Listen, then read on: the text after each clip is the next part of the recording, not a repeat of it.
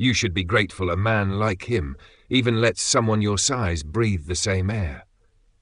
The words came through Luca Moretti's phone so clearly that he stopped halfway across the marble floor of his penthouse, one hand still wrapped around the glass of bourbon he had not touched. 3 seconds earlier, he had called his fiancée, Vanessa Hale, to confirm the final details of their engagement dinner. She had answered in her usual polished voice, told him she loved him, then tossed the phone into her purse without ending the call. Now Luca stood beneath the cold blue light of the city skyline, listening to the woman he was supposed to marry speak to someone with a cruelty she had never shown in his presence. Luca Moretti was not a man who missed details. At 38, he controlled the most powerful criminal organization on the East Coast, owned 6 legitimate companies, and inspired enough fear that armed men lowered their eyes when he entered a room. He was rich, disciplined, and almost impossible to surprise. Since his younger brother's betrayal 7 years earlier, he trusted contracts more than people, and silence more than promises. Vanessa had been chosen because she understood power, or so he had believed.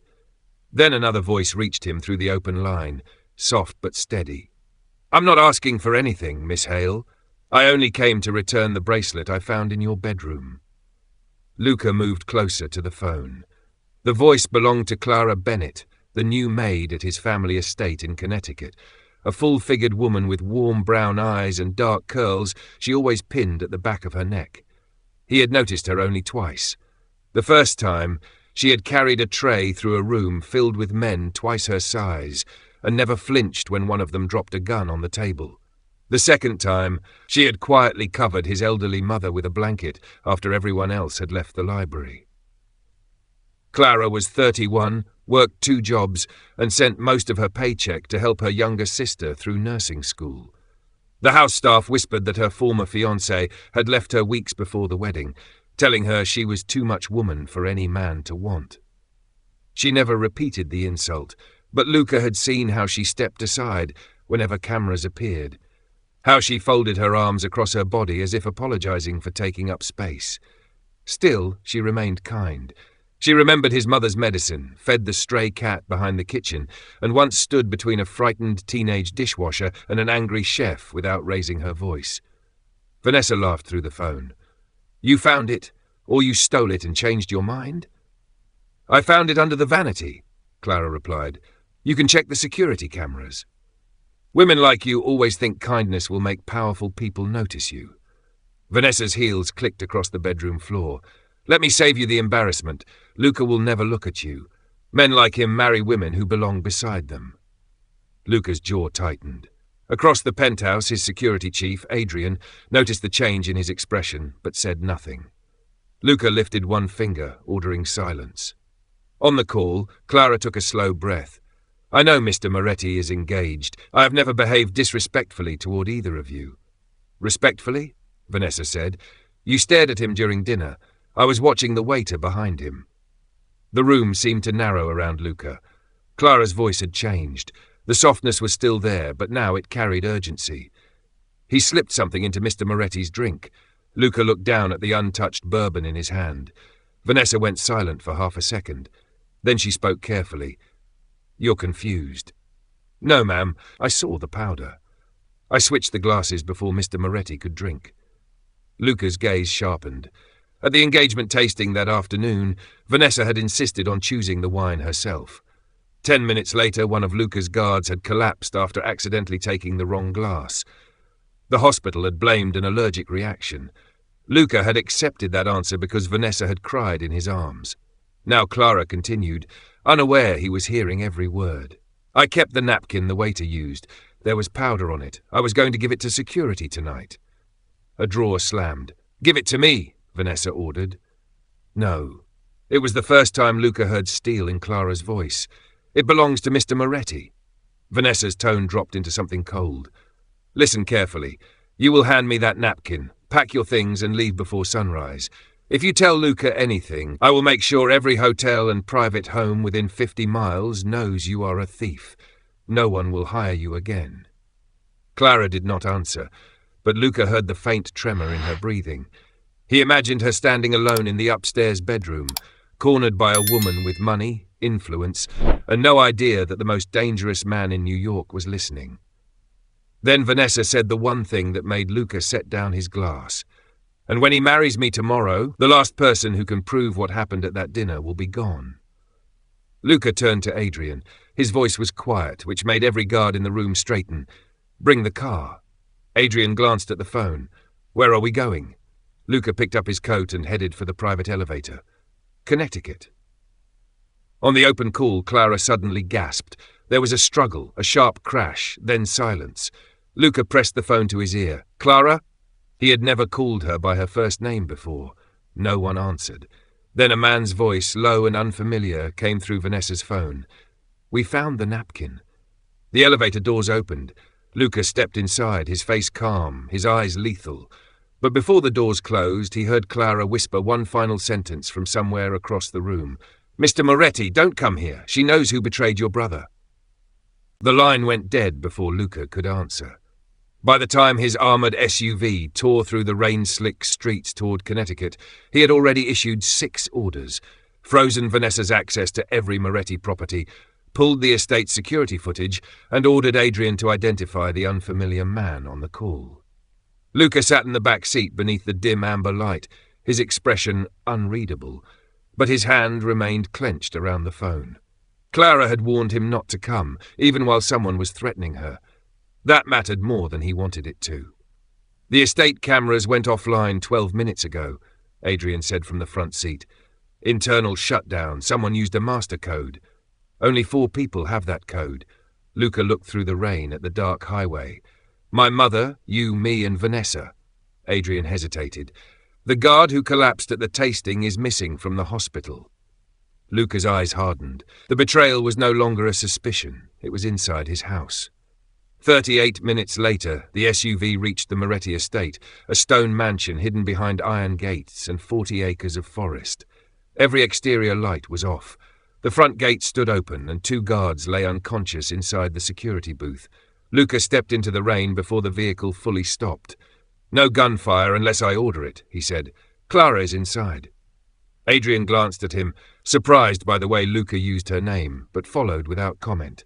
They entered through the east wing, moving through silent hallways lit only by emergency lamps. A broken vase lay near the staircase. Beside it was Clara's silver hair clip, bent beneath a man's shoe print. Luca picked it up and slid it into his coat pocket. From the upper floor came Vanessa's voice. "You should have taken the money." Luca climbed the stairs without making a sound. In the guest bedroom, Clara stood near the window, with her wrists held by the missing hospital guard, Daniel Cross. Her dark curls had fallen loose, and a red mark crossed one cheek, but she remained upright. Vanessa faced her in a white silk dress, holding the stained napkin inside a plastic bag. "Luca trusted me because I knew how to become whatever he needed," Vanessa said. "You ruined everything because you could not mind your place." Clara's breathing shook, but her eyes did not. "His place is beside people who tell him the truth." Vanessa raised her hand, but Luca's voice stopped her. "Then you never belonged beside me." The room froze. Luca stood in the doorway, rain darkening the shoulders of his black coat, while Adrian and 2 guards appeared behind him. Daniel reached for his weapon. Luca crossed the distance in 3 controlled steps, struck the gun from Daniel's hand, and forced him to the floor before the man could aim. Adrian secured him. Vanessa backed away, the confidence draining from her face. "Luca, this is not what it looks like. You threatened a member of my household, disabled my security, and hired a man to poison me." His voice was quiet enough to make her tremble. "Tell me which part I misunderstood." "She is lying." Vanessa pointed at Clara. "She wants your attention. Look at her." Luca did look at Clara. He saw the bruise on her wrist, the fear she was trying to hide, and the stubborn courage that had kept her standing. Then he turned back to Vanessa. "I am looking at the only person in this room who protected me without asking what it would earn her." Vanessa's face tightened. "You would humiliate me for a maid?" Luca removed his coat and placed it around Clara's shoulders before answering. The gesture was careful, almost formal, but Clara went still beneath the warmth of it. "Her name is Clara Bennett. You will use it with respect." No one spoke. Luca took the evidence bag from Vanessa and handed it to Adrian. "Cancel tomorrow's engagement dinner. Inform every guest that the marriage agreement is terminated." Vanessa stared at him. "You cannot do that. My father's shipping routes are part of your alliance." "Then I will lose the routes." Luca stepped between her and Clara. "I will not build an empire with someone who attacks the innocent when she thinks I am not watching." Vanessa's expression changed from panic to fury. "You think she is innocent? Ask her why she knew the poison would be in your glass. Ask her where she really worked 7 years ago." Clara lowered her eyes. Luca felt the air shift. "Clara," he said, softer than before. She pulled his coat closer around herself. "I was a records clerk at St. Vincent's Medical Center the night your brother was brought in." Luca's face became still. His younger brother, Matteo, had supposedly died after betraying the family and fleeing with millions. No body had ever been shown to Luca, only a sealed hospital report. Clara reached inside the pocket of her uniform and removed a small brass key. "A nurse gave me this before she disappeared. She said the report was forged, and I have spent 7 years trying to find someone powerful enough to expose the truth without getting killed." Luca stared at the key in her palm. "Why did you take a job in my house?" "Because Vanessa visited the hospital that night," Clara whispered. Vanessa lunged toward her, but Luca caught her wrist before she took one step. His grip was firm, his voice colder than the rain outside. "Take her downstairs." As Adrian led Vanessa away, Clara's knees finally weakened. Luca caught her before she fell, one arm steady around her back. She looked up at him with frightened brown eyes. "I'm sorry I hid it." "You stayed alive," he said. "That is not something you apologize for." For a moment, the feared Mafia Boss held her as if the entire house could collapse and he would still keep her standing. Then Adrian returned carrying a laptop. "Boss, we opened the estate's archived camera files. Vanessa met Daniel here 3 months ago, but she was not alone." He turned the screen toward Luca. The grainy image showed Vanessa entering the library with a man whose face Luca had mourned for 7 years. Clara saw the recognition strike him before anyone else did. Luca's brother was alive, and he had been inside the Moretti estate. "Your brother did not come back for the Empire, Luca. He came back for the woman standing in your arms." Adrian's warning cut through the library as the security footage froze on Matteo Moretti's face. Clara pulled away from Luca, not because she wanted distance, but because she suddenly feared her presence had placed him in greater danger. Dawn had not yet reached the estate, and the room remained washed in cold grey light from the storm outside.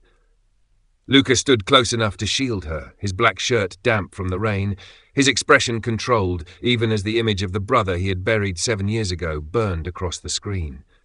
"Find him," Luca ordered. "Seal every road within 20 miles." Adrian began issuing commands, but Clara touched Luca's sleeve. "The brass key opens a storage locker at Grand Central Station," she said. "The nurse told me it contained proof that Matteo never betrayed you." Luca looked down at her hand, then at the bruise darkening her wrist. "Why did you wait 7 years?"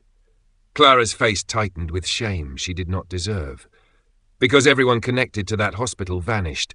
One doctor died in a car accident. The nurse disappeared. When I tried to contact your organization, a man told me women like me invented stories to feel important." Luca's jaw hardened. "Who?" Before she could answer, every phone in the room rang at once. Adrian checked his screen and swore. A photograph had been sent to every Moretti captain, showing Clara inside the hospital records room 7 years earlier, standing beside an open safe. Beneath it was a message accusing her of stealing Matteo's medical file and selling it to a rival family. A second image showed money being deposited into an account under her name. "It is fake," Clara whispered. "I never had that money." Luca studied the photographs. "The council will not care whether it is real. They will care whether it gives them permission to doubt me." As if summoned by his words, headlights swept across the front windows. 6 black vehicles rolled into the courtyard.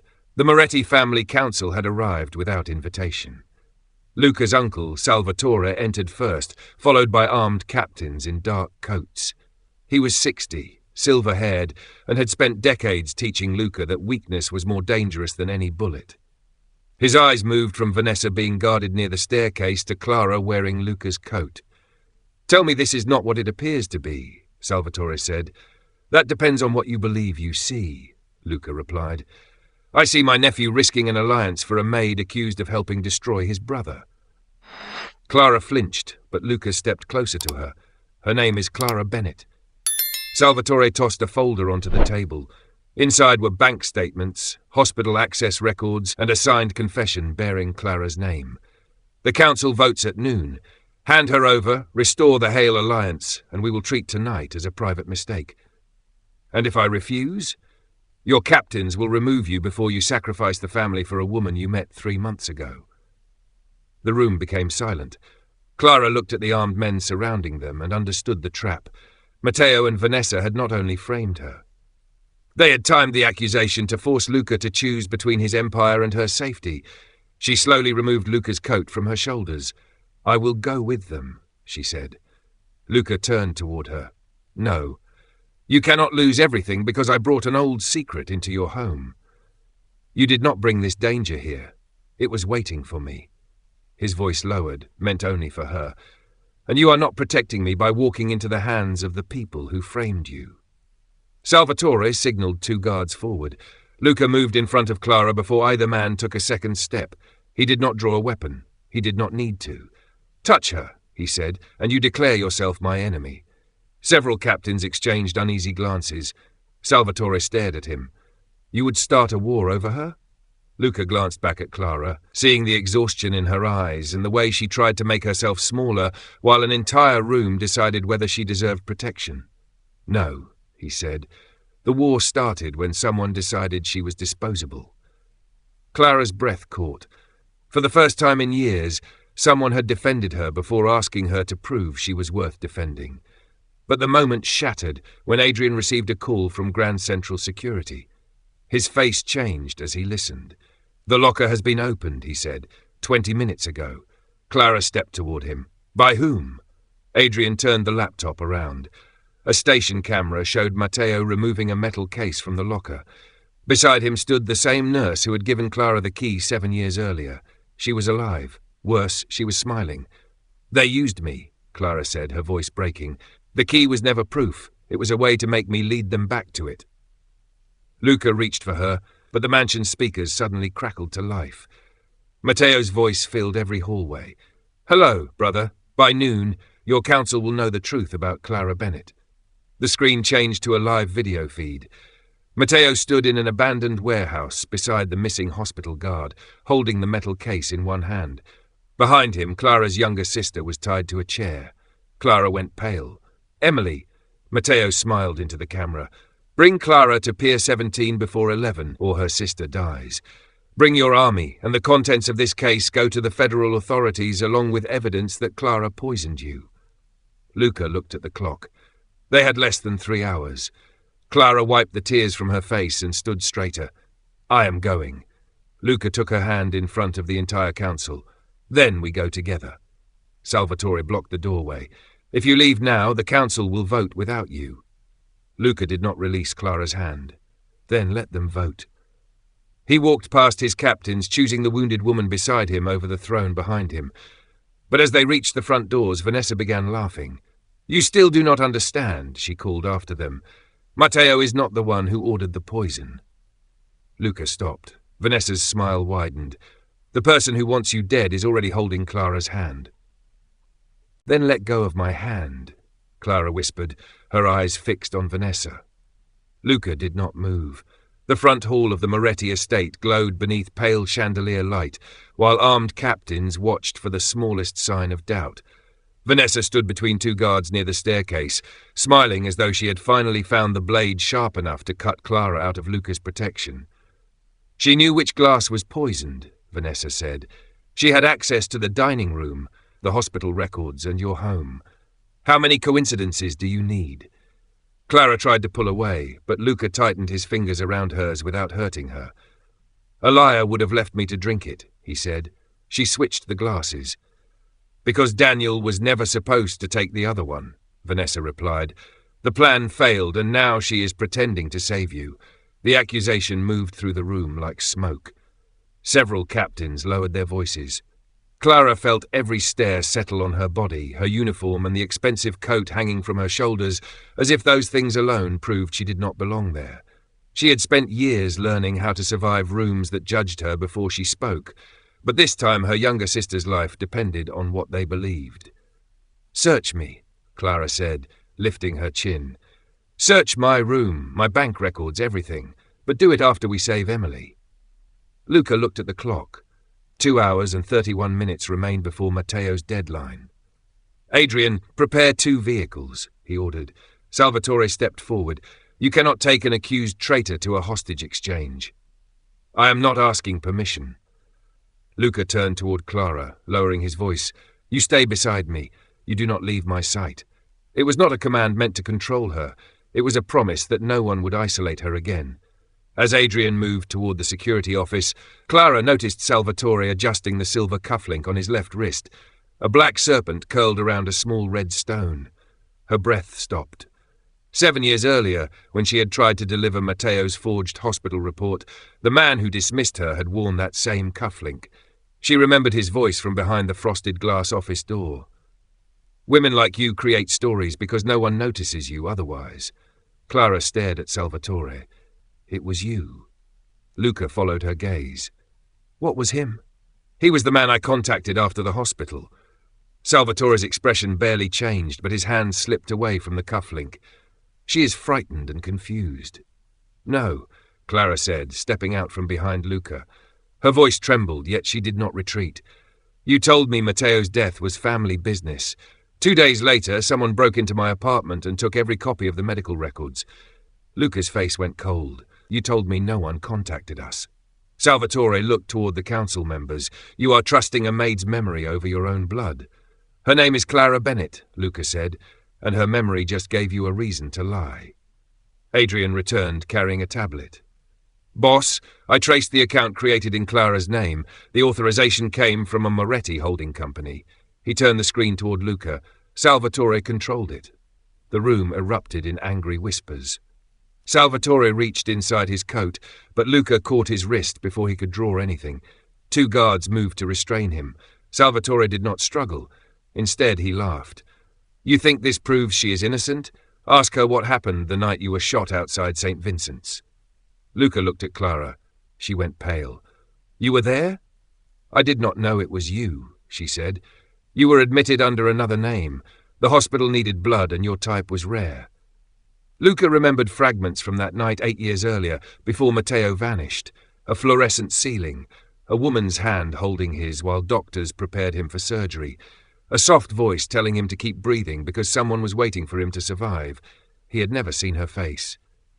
"You donated blood," Luca said. Clara nodded. "The nurse asked the staff. I was the only match nearby."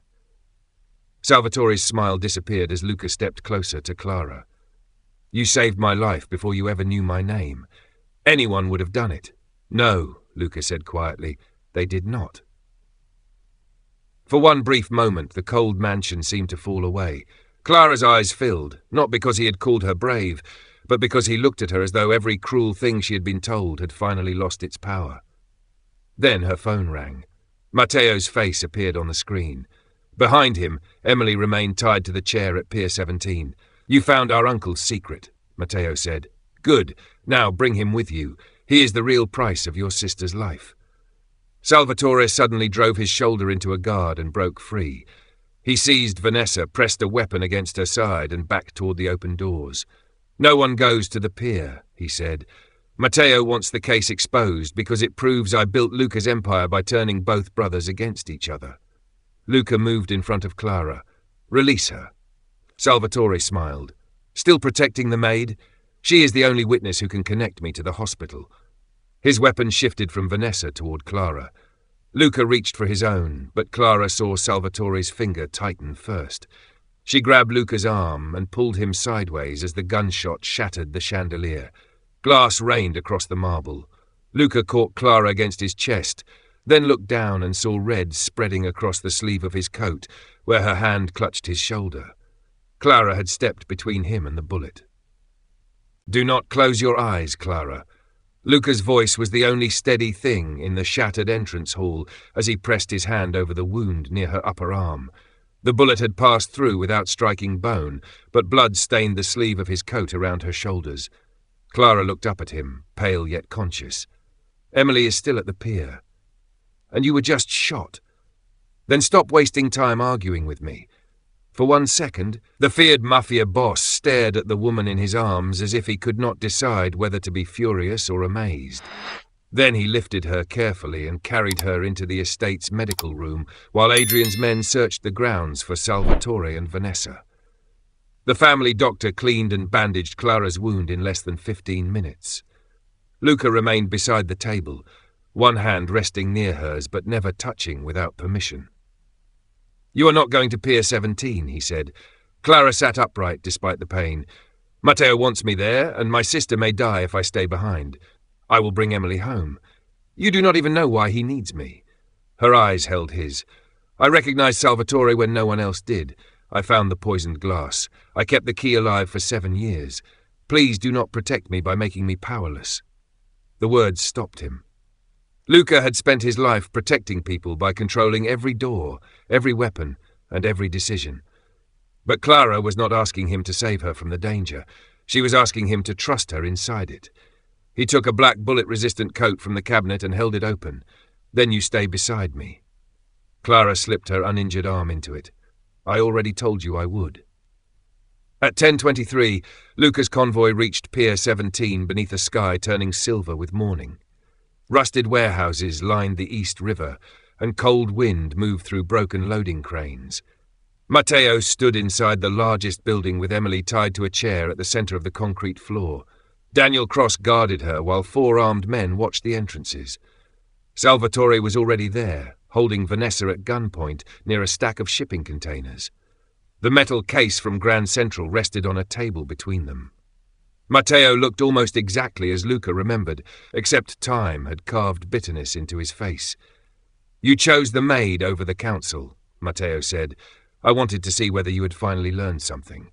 Luca stepped in front of Clara. "Release Emily." "First, Uncle Salvatore opens the case." Salvatore laughed. "You think exposing me restores your name? You helped me frame Clara." Matteo's smile vanished. "I used her key because you moved the evidence. I never knew she would become your target." Clara looked at him. "You kidnapped my sister." "Because Luca would never come for me," Matteo replied, "but he would come for you." The truth landed harder than any insult. Matteo had watched his brother long enough to recognize what Luca had only begun to understand. Clara was no longer merely someone under his protection. She had become the one person capable of pulling him away from power, revenge, and fear. Salvatore dragged Vanessa closer to the table. "The case contains records of every payment, every false report, and every order that turned the brothers against each other. If it opens, half this family falls." "Then let it fall," Luca said. Adrian, standing near the warehouse doors, activated a secure broadcast to every Moretti captain waiting for the noon vote. Their faces appeared across a wall of portable screens. Luca looked directly into the cameras. "You wanted proof before deciding whether I should lead. Watch carefully." He placed his weapon on the floor. "I choose the truth, even if it costs me the Empire." Salvatore's face twisted. He shoved Vanessa aside and aimed at the metal case. Clara saw Daniel tighten his grip on Emily's chair, preparing to move her into the line of fire. Without waiting for Luca, Clara stepped from behind him. "Daniel," she called, "Vanessa blamed you for the poison. When this ends, she walks away and you take the fall." Daniel glanced toward Vanessa. That moment of doubt was enough. Emily kicked backward, driving the chair into his knees. Clara ran across the floor, ignoring the pain in her arm, and pulled her sister down behind the table as Luca and Adrian's men moved. Gunfire struck the overhead lights, plunging half the warehouse into shadow. Luca reached Clara and covered both sisters with his body, while Adrian restrained Daniel. Matteo tackled Salvatore before he could destroy the case. Vanessa crawled toward the fallen weapon, but Clara saw her first. "Luca!" He turned as Vanessa raised the gun. Clara grabbed the metal case and threw it into Vanessa's arm. The shot went wide, shattering a window. Luca crossed the distance and disarmed her, then looked back at Clara with something deeper than gratitude in his eyes. Matteo forced Salvatore to his knees and entered a code into the case. Inside were hospital files, bank records, and a small recorder. Adrian connected it to the broadcast. Salvatore's voice filled the warehouse, admitting he had ordered Matteo's disappearance, forged Clara's account, and arranged Luca's poisoning when Vanessa threatened to reveal the truth. Every captain heard it. Salvatore lunged for a hidden blade, but Matteo stepped between him and Luca. The blade struck Matteo beneath the ribs. As he collapsed, Salvatore seized Clara by her injured arm and dragged her toward the river doors. Luca raised his weapon, but Salvatore pressed the blade against her throat. "Drop it," he ordered. Luca obeyed instantly. Clara stared at him across the cold warehouse, seeing the most powerful man she had ever known surrender without hesitation for her life. Salvatore smiled. "Tell your captains what she is worth." Luca's gaze never left Clara. "Everything." Then Clara drove her heel into Salvatore's foot and twisted free.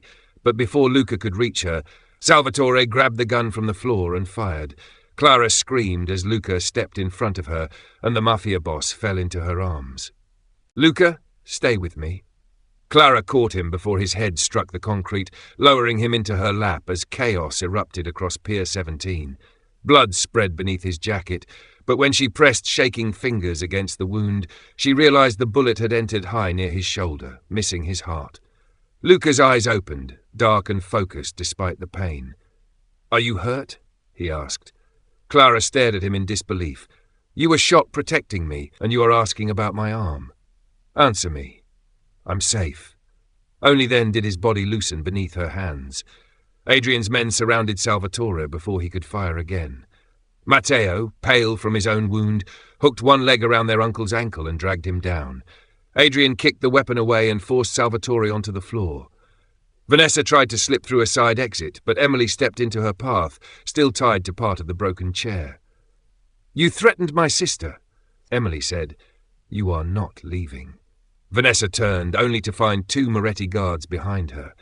Across the warehouse wall, the live broadcast continued. Every captain had witnessed Salvatore's confession, Vanessa's betrayal, Clara's courage, and Luca surrendering his weapon to save her. There would be no false story left to tell. Paramedics arrived within minutes. Clara refused to release Luca's hand as they lifted him onto a stretcher. "Go with Emily," he told her. "She needs you." Clara leaned closer, tears shining in her eyes. "So do you." For the first time, Luca Moretti had no command to answer that truth. He simply closed his fingers around hers and let her climb into the ambulance beside him. 3 days later, morning sunlight filled a private hospital room overlooking the East River. Luca sat upright with his shoulder bandaged, looking more irritated by recovery than pain. Matteo had survived surgery and was under guard in another room. He would answer for kidnapping Emily, but the evidence proved he had not betrayed the family 7 years earlier. Salvatore had created the lie, stolen Moretti money, and used Vanessa to keep Luca isolated. Daniel agreed to testify. Vanessa's engagement contract was destroyed, her access to the Moretti estate revoked, and the evidence against her was delivered to the authorities. The empire had not collapsed when Luca chose the truth. It had become stronger. A soft knock interrupted his thoughts. Clara entered wearing a deep green dress Emily had brought from home. It followed her natural curves without apology. She almost folded her arms across herself out of habit, then stopped. Luca noticed. He always noticed. "The council is waiting," she said. "They want you to name a temporary leader while you recover." "They can wait another 5 minutes." Clara remained near the door. "Luca, people are already talking. They think I manipulated you." "People talked when you were silent. They talked when you were brave. Do not build your life around earning fairness from cruel people." He held out his hand. "Come here." She crossed the room slowly and placed her hand in his. He did not pull her onto the bed or turn the moment into something she had not chosen. He simply held her fingers with the same care he had shown when wrapping his coat around her shoulders. "I spent years believing everyone eventually wanted something from me," he said. "Then you protected me when you thought I would never know." Clara looked down. "You protected me when everyone was watching. I should have noticed sooner." "Noticed what?" Luca's voice softened. "That you never needed to become smaller to deserve a place in the room." Her breath caught. Those words reached every wounded part of her that had been told she was too large, too ordinary, too easy to overlook. "I do not want gratitude mistaken for love," she whispered. "Neither do I." Luca lifted her hand to his chest above the steady beat of his heart. "So I am not asking you to belong to me. I am asking for the chance to earn a place beside you." Clara smiled through her tears. "That may take time. I am a patient man. Everyone says you are terrifying. They are also correct." She laughed, and the sound changed the room more completely than sunlight. 6 months later, the Moretti estate no longer felt like a house built for secrets. Matteo was serving a reduced sentence after testifying against Salvatore. Emily finished her first semester of nursing school. Clara became director of the Moretti family's charitable foundation, helping working women escape abusive employers and rebuild their lives. She earned the role through intelligence, courage, and persistence, not through Luca's name. At a winter gathering in the same ballroom where Vanessa had once humiliated her, Clara stood beneath warm golden lights wearing a midnight blue gown. Luca crossed the crowded room, took her hand and faced every person who had once judged her. "This is Clara Bennett," he said, "the woman who saved my life twice and taught me what loyalty truly means." Then he turned to her, lowered himself onto one knee, and opened a small velvet box. "I cannot promise you a life without danger. I can promise you will never face it alone." Clara looked around the room, but she was no longer searching for approval. She looked only at the man who had seen her heart before asking for it. "Yes," she said. Luca rose and kissed her gently as the room filled with applause. One forgotten phone call had exposed a betrayal, reunited two brothers, and changed the lives of a feared mafia boss and the woman everyone else underestimated. Clara had never been difficult to love. She had only been surrounded by people too small to recognize her worth. And Luca had learned that real power was not forcing someone to stay. It was making them feel safe enough to choose you. Would you have trusted Clara when the evidence turned against her? Or would you have believed the lie? Share your answer in the comments. And subscribe to the channel for more emotional Mafia Boss stories where courage, loyalty and love change everything.